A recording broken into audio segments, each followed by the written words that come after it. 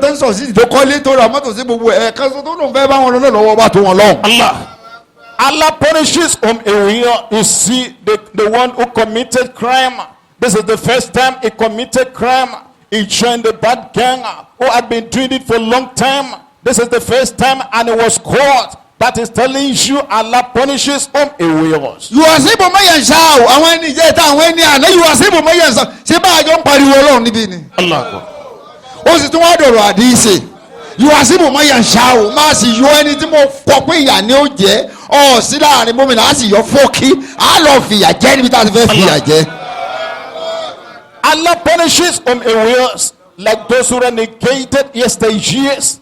And those who renegated lately, we were there together shouting Allah. We put our trust in Allah. You could see afterward the law, and they were operating at this collection. They neglected the Holy Quran. That means Allah removed them from the truth and he punished them for what they did. Wọ́n yẹ fírù lè má yàn ṣá o. Ẹ̀hún mi dáhùn pé ọmọ bàbá aláwo ni ṣé kò wá rí bẹ́ẹ̀. Wàyà kì fírù lè má yàn ṣá o. Ìran bàbá mi kẹta ògùn náà bọ̀. Allah Akbar. Ta ló wá mú mi dé wájú bàbá wa Muhammadu Jami o. Pé ojú ọ̀nà tiẹ̀ tọ́ ọmọ tọ̀ ní má bá wọn bọ̀gún mọ́ mo forí jì ọ́. Allah forgives whom he wills. Maybe it's the son of an Ifa priest. This is example. I was born of Ogun family. My forefathers, they were Ogun worshippers. How did Allah show me the right path to become the sect of our father, Alhaji Muhammad Jami Adeyemi Aboye? That is telling you Allah forgives whom he wills. Ọyẹ kì í fírù rí mẹyàn ṣẹ́ ọba tí forí ẹ̀ṣẹ̀ ẹ̀jẹ̀ tó bá kó ẹ̀ṣẹ̀ fún. Ẹlẹ́hàá mi ó mọ rúurin ẹsẹ̀ rẹ̀ kó tó gba ìjáàbù bí mo ṣe sọ yóò ti yé ọba tó forí yìí ọ́ tó da aṣọ àpọ́nlé bò ọ́ tó wá tó yẹ kó tó máa bójú wẹ̀yìn Allah tó tún kó yẹ kó máa báwọn eléṣù ènìyàn á ṣàṣe pọ̀. Allah forgives whom he wills. You see the woman in Nigeria, in New York, she was ready in the past. You see how Allah assisted you. And you are under hijab now. Why are you associating with the unbelievers? Why are you associating with those who renegade there? You should think about how Allah assisted you, how Allah accepted you. Why don't you believe in Allah? Why do you obey the commands of your Lord? Wallahu wabazuri ala kulli shay'in qadir. Lórí gbogbo kan ló kápá. Allah Akbar. Kò sí àyàfi kíní kan. Bàbá ṣe rí bó ṣe fẹ́ bẹ́ẹ̀ la ṣe bá ń bẹ̀ bẹ́ẹ̀. Allah Akbar. Allah is able to do all things. Allah is overpowering. You see, wherever you see anything, whatever you see, the place where you see it is by the will and commands of Allah. Allah has power over it. There is nothing that is missing in the hand of Allah. Whatever you can see is by the will and permission of Allah. Ayada. Ṣé a lè bá àyàdá ìdílé ẹnu ibi tá a bá bá dé. Inshallah. Bá a di parí ọ sì ṣe ká tún gbé ìjọ mẹ́jọ bí sí ní láì tààlà. Ayada wa arba'una misuratu maidata. Ya ayyuha rasulu. Mo pèrè òjíṣẹ́ Allah Ànábì Muhammad. Sallallahu alayhi wa sallam. Ó ti wá lọ àwọn alágbàkà lókù. Ya ayyuha rasulu mo kò wá gbàwé kà. La yasunuka má bànújẹ́. Lẹ́yìn àsúnúkà má jẹ́ kínú rẹ̀ máa bàjẹ́ nípa kíni nípa alladhina yusarihuna fil kufuri àwọn tó ń sáré síbi ìkọ̀tọ̀lọ́hùn Kábíyèsí Ọlọ́run. àwọn tó rò pọ́ mọ ẹ̀yìn rẹ ni wọ́n tán rí ìkọ̀tọ̀lọ́hùn tó ń sáré dì máa. Allah Akbar. And you, my messenger, do not be unhappy, do not be grieved in your heart for those who raise each other into unbelief. They are to fall into unbelief. You think them to be your followers, but they raise each other to unbelief. Wọ́n ní minal lazina qalu inú àwọn tó ń sáré síbi ìkọ̀tọ̀lọ́hùn tọ́ka sí minal lazina qalu ńlẹ̀ àwọn iye wọn lẹ́ẹ̀ máa gbọ́ yẹn pé amana bi afwahihim àwọn gbà tẹ̀lé ọlẹ́yìn Ọlọ́run nílẹ̀nu ni o wọn ò gbàdọ́ kan iṣẹ́ ọwọ́ wọn ìṣesí wọn ọ̀rọ̀ ẹnu wọn lẹ́yìn rẹ̀ wọ́n fi mọ̀ pé wọn ò gbàdọ́ kan. Allah Akbar. Do not be unhappy because of the people who raise each other to unbelief. And they said in their mouth that we believe. They said we believe in Allah. But they are saying it in their own lips. that is not belief in their hearts. ọlọ́run ní wàlám tu'minu bi qulubuhum wọn ò gbàdọ́ kan. Allahu Akbar. wọn ò gbàdọ́ kan. ìṣesí wọn lọ́ fi mọ̀ pé wọn ò gbàdọ́ kan. ká tún débi kankan tún máa péjọ ní birikoto kọ́ máa dọ́rọ̀ ẹ̀sìn ìsìlámù kalẹ̀ láì jẹ́ kọ́ ní màá ń pa rẹ̀ wọn ò gbàdẹ́ mi bó tilẹ̀ wù ú mọ́. I will say we believe with their lips, but they do not have faith in their heart. You can see them. They gather together, talking ill of religion of Allah, backbiting one another, telling you they do not have the faith in their heart. wàmínà làzínà hádù ó ń bẹ nínú àwọn yahudi kọ́lá wa pé ó ń bẹ nínú àwọn afá nàìjíríà wọ́n ké wọ́n fa wọ́n mọ̀túmọ̀ rẹ̀ ó ń bẹ nínú wọn. sàmáhùnà lè ká sí ibi yìí tí àwọn ń tẹ́tí sí àdìsí ni. olóńgbò ní sàmáhùnà lè ká sí ìmọ̀ ń tẹ́tí sí irọ́ làdìsí ọ̀rọ̀ èèyàn làdìsí nítorí wọn ò tó ni wọ́n wà láàfin. And you see them among the Jews, not only among the Jews, among the Malays in Nigeria today, they listen to any liar. Where do they listen to? They listen to hadith collections. Hadith collections that are full of lies. Hadith collections that are full of forgery. Hadith collections that are full of corruption. That is what they listen to. They compare for themselves their hadith. That is what they are following. They are following falsehood.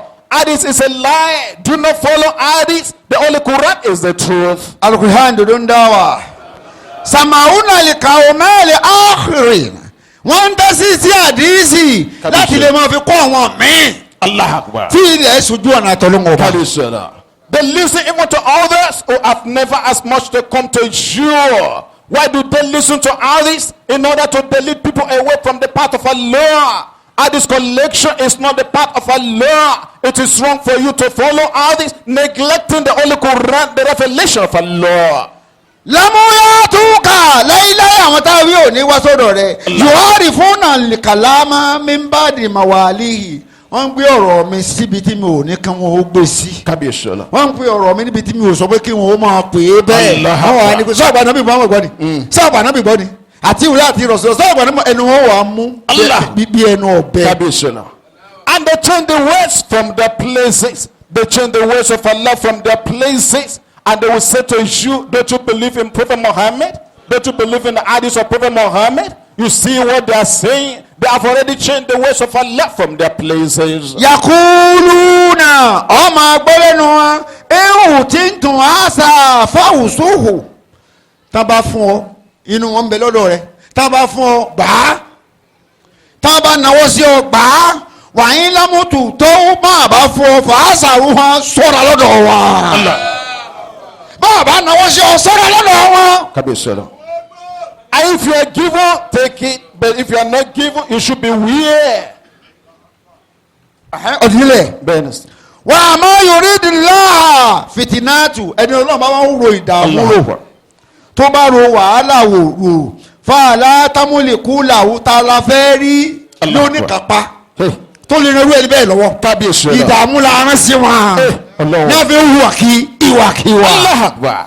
And whomever Allah wants to put in error because of their rejecting faith, who can remove the person from error? You see, Allah has sent error to them. That is the reason they are transgressing the bounds of Allah.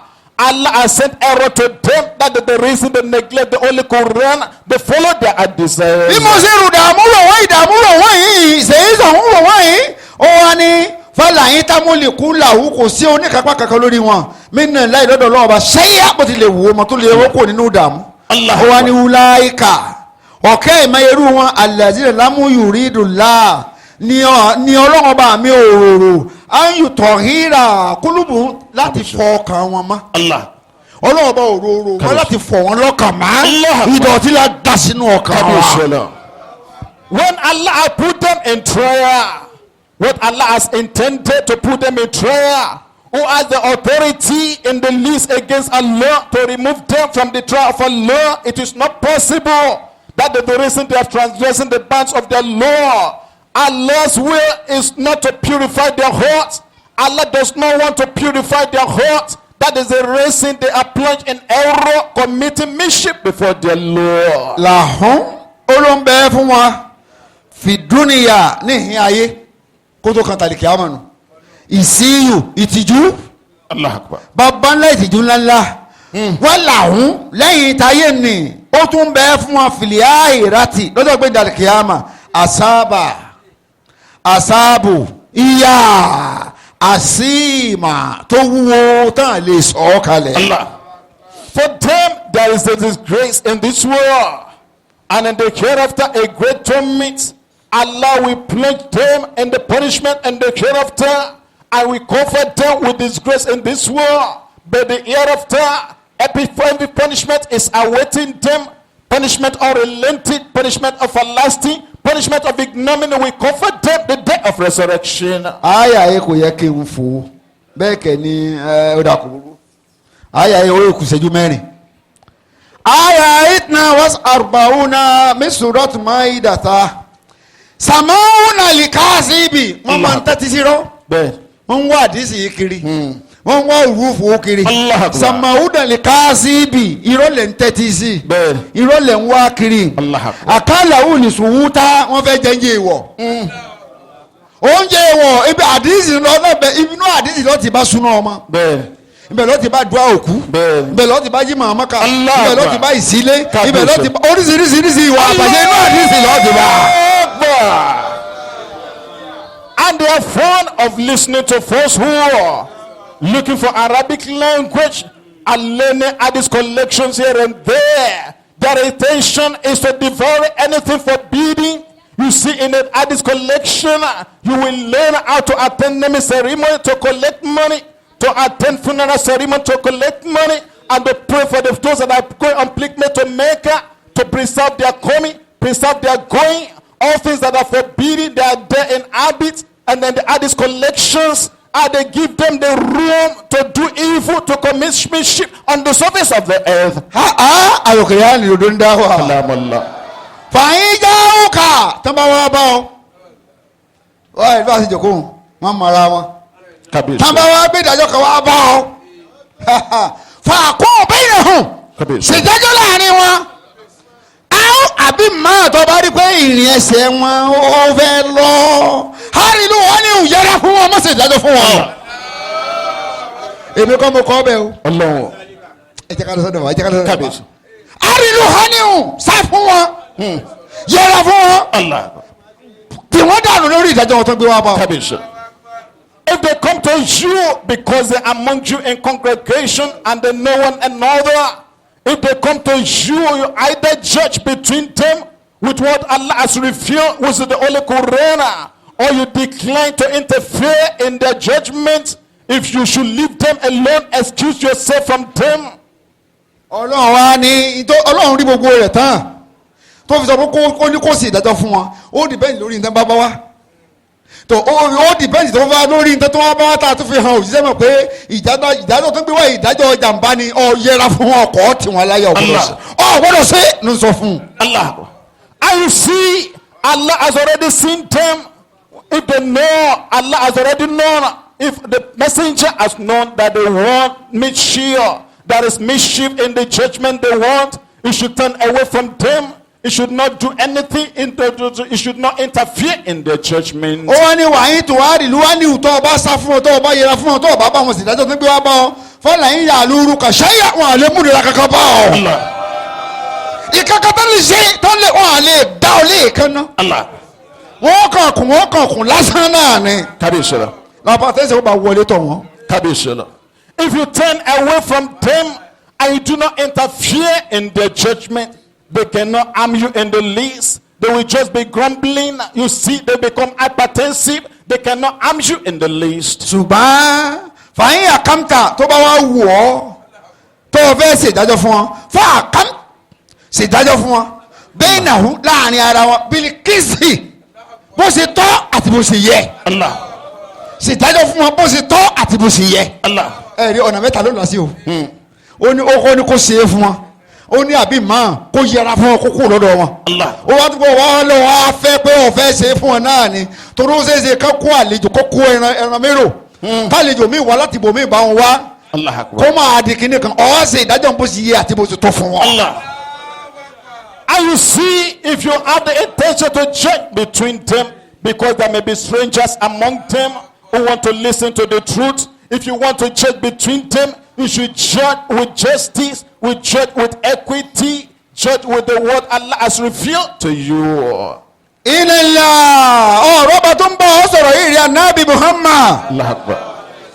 Yùíbù olùmọ̀ nífẹ̀ẹ́ o ta ni ìlímúkìsìtìnà àwọn tó máa sì dájọ́ déédéé Allah Akbar. àwọn tó máa sì dájọ́ dọ́gbadọ́gba àwọn tó máa sì dájọ́ láì ní bẹ̀rù ẹni kankan fọlọ́hún. Allah loves those who judge with equity. Allah loves those who act justly. Those who give judgment without fear, without the fear of anyone. Allah loves them who give their judgment with equity. Báyìí ni abáwútúbà tèmi dé orí òtẹ́ èyí tá a gbọ́ ọlọ́run tó ṣe wá láǹfààní àsàlátù fún ṣe ọlọ́run. Allah.